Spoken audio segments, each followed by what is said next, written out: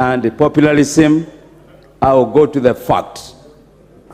Mr. Speaker, we are dignified members of this House, and we have a moral responsibility of guiding our thoughts and our future. Mr. Speaker, this committee is not made of tweets. It's made up of professionals who we believe have done a good job. They never sat anywhere taking coffee. They listened, and this member who has just spoken has experienced a lot of ignorance as a member of parliament. It's very unfortunate that we can continue saying our people can continue staying in that house. Mr. Speaker, on the issue of housing, I am the Vice Chair of Housing, and I'm not ashamed of standing here to say I am so impressed by the outcome of this amendment. Mr. Speaker, this clause addresses the need for housing in slums, which are in Nairobi, Kisumu, Mombasa, Eldoret, and Nakuru. Mr. Speaker, we are members of parliament in these chambers who are leading constituencies where 50% of their residents stay in slums. What we are trying to do and what the Kenya government is doing is to uplift the standard of these people according to Article 43 of our Constitution. Mr. Speaker, these people who are talking and condemning the housing factor, they refer the need to go back to our Constitution. How are we going to realize giving clean environment and sanitation if we cannot raise money? We should not deceive ourselves.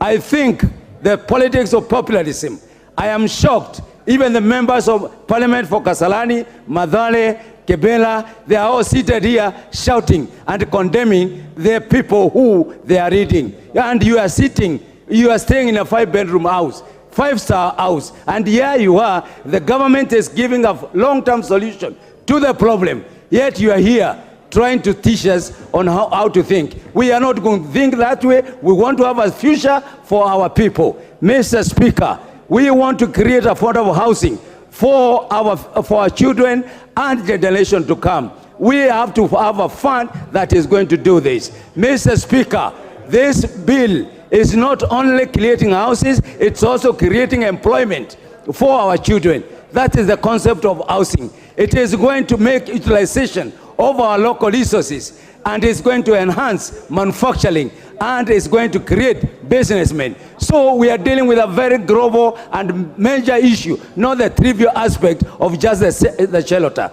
Mr. Speaker, the finance bill has raised the issue that every Kenyan is saying, Mama Mboga want road, Mama Mboga want education, Mama Mboga want electricity, Mama Mboga want health services. How is the government going to provide this if we are not going to raise money? The former government utilized our coffers when they were exiting, and the people in front leading the Azimio brigade, they are the same battalion that took off with the money that was left at the treasury. Shame for you to stand there and tell Kenyans that the living standard. Listen, you took a lot of debts. You left this country in debt. Now, where do you think the money is going to come from? Mr. Speaker, we are pretenders of the greatest honor. There is no way that we are going to lower the standard of living for Kenyans if we don't increase productivity. Productivity cannot come as if there is no money put in the investment in terms of agriculture and support services. So let's engage on issues. Let's not engage on populism. My friend, Mr. Bowie, I was not born in parliament, but I want to be counted as one person who I want to be counted as one person who yes, Robert Mbui, what's the problem?